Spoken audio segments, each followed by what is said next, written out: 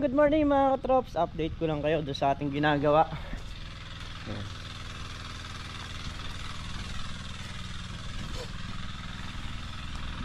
Hindi na tayo nakapag-update kahapon kung ano yung nangyari natin. So yan, pinandar na natin yung mga makina. Ngayon naman ito.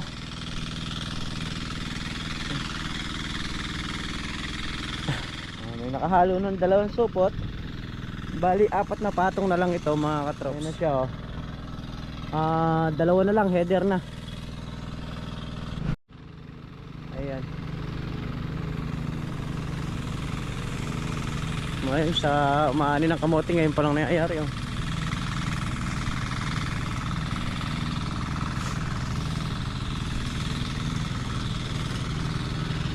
Ito mga katrops, dapat ang pinaka sukat talaga ng ganito is 3 patong bago yung pinaka terrace nya. So pinababaan sa atin, kaya yung hollow blocks sinati pa natin, pinababaan sa atin ng konti, kaya kalahati lang yung nasa taas nyan. Pero pagka pinalitadahan na natin yan, ayan, bali mawawala na yan. Pero mas mababa yung terrace na gusto nya, yung pinakapasimano mababa.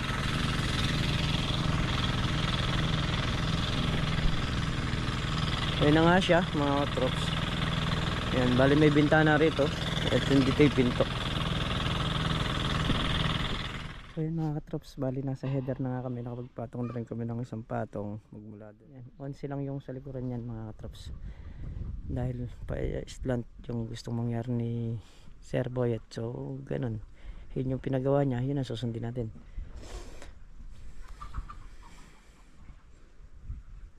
Ayan mga katrops, yun muna tayo. At wala na rin tayong papahalo muna. So yun mga katrops, pagpapatuloy na natin yung ating ginagawa rito. 2 patong sa side, 1 patong sa harap, 2 patong sa likod. Tapos doon sa kabilang side doon isa. Ayan, so tuloy muna natin to. So yan, 1 patong na lang yun mga katrops. Tapos 1 patong na lang dito, okay na. Bali ang luwang nga pala nung kwarto na to is 8 by 8. Ayan, 8. May bintana siya ron na 3 feet yung taas. Tapos 3 feet lang din yung luwang nya. Ayan, ito yung guhit nyan mga katrops. Walit ito, tatastasin pa to, pero konti lang. Ayan, tapos ito yung pinaka terrace. Ayan, bali 3 feet din yung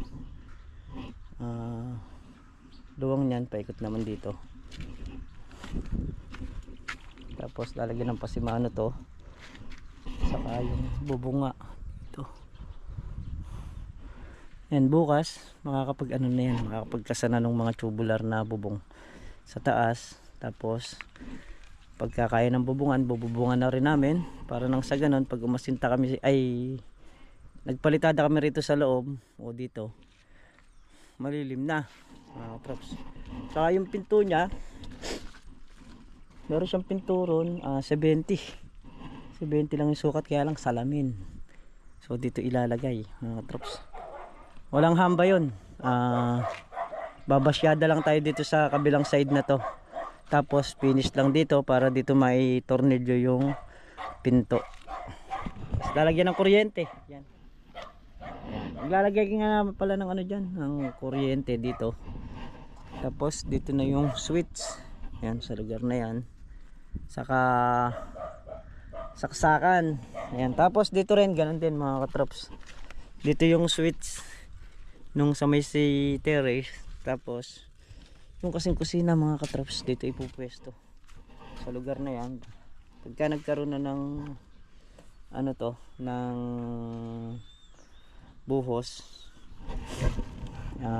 extend kasi yan ng 5 feet yung layo dito, extend doon ng 5 feet. Lalagyan ng tubo ron, tubo lang yung magiging poste nya. Tapos tubular na yung gagamitin sa taas. Ito, hindi ko pa na kukunan doon. Hindi ko na kasi maabot doon, kaya dito ko natitrayin to mamaya.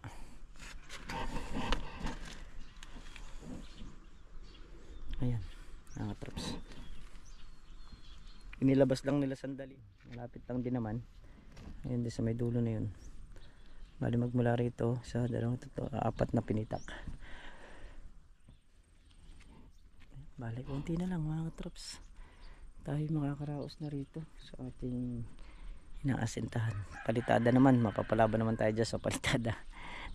Kaya naman natin yan mga katrops.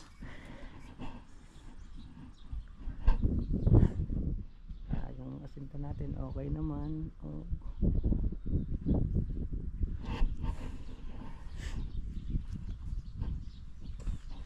Malapit tayo sa butterboard, oh. Isang buo.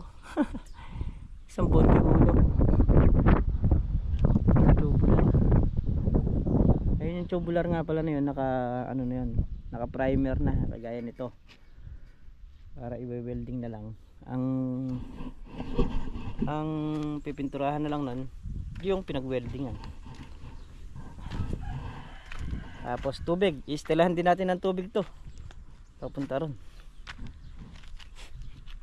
Tayo na ang maglalagay lahat nito.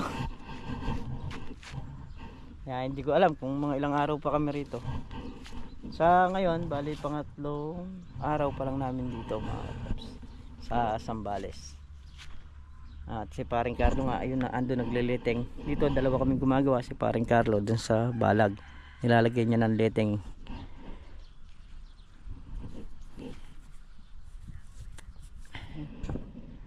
Okay na mga katrops. Pinaasinta sa atin dito yung 12, sa likod 11. Tapos yun, di ko alam kung tatakpan ko yun pababa, pa-slant din yung magiging takip nun. So bukas pwede na tayong maglagay ng tubular sa yung mga poste nya dito sa harap.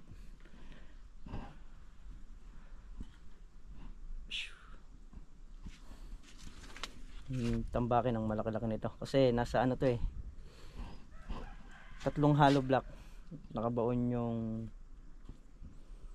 nasa 2 hollow block, tapos nagpa-extend siya ng 1 hollow block pa para doon sa flooring. Inangat niya rito para makatapat nung sa may harapan niya. So yun, tatambak na tayo ng pakunti-kunti dito. Medyo marami yung tatambakan na to. Baka kung sa truck lang, mga 3 truck, 3 elf na panambak ang papasok dito.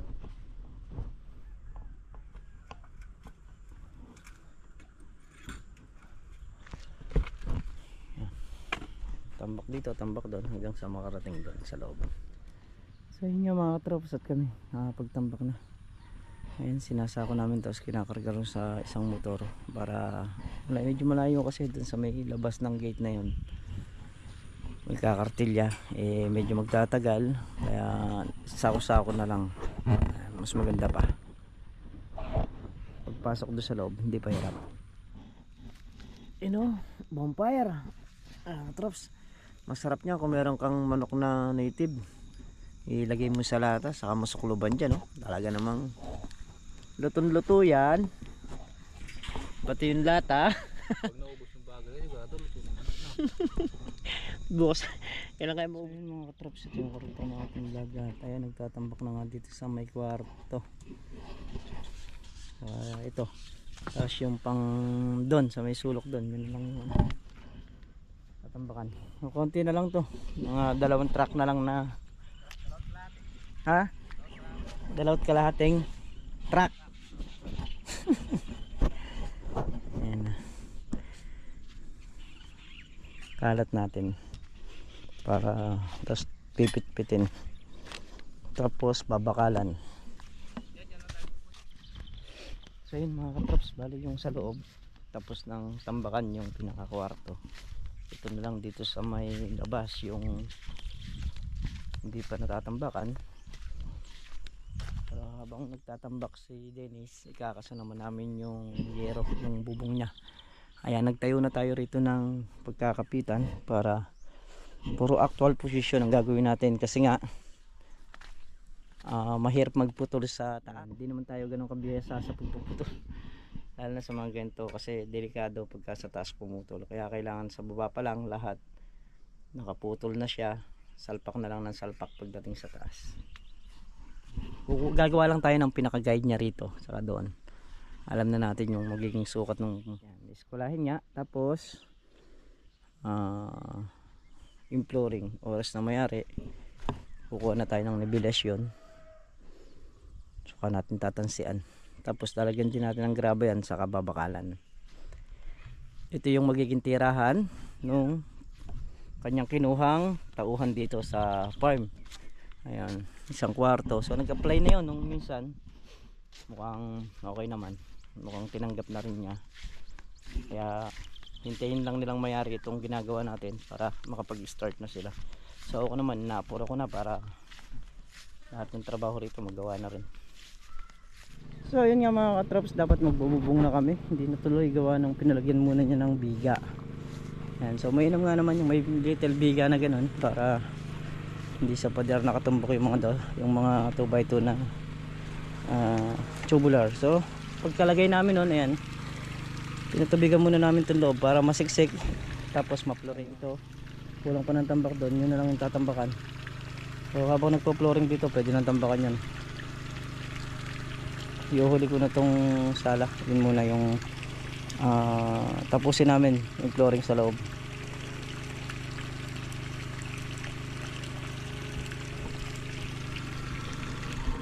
So yun mga katrops, bukas pa makuha na lang ng yero. Saka yung sa flooring na natubigan na rin mga katrops. Ayan.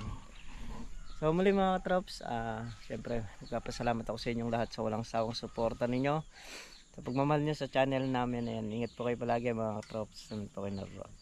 Bye bye po sila.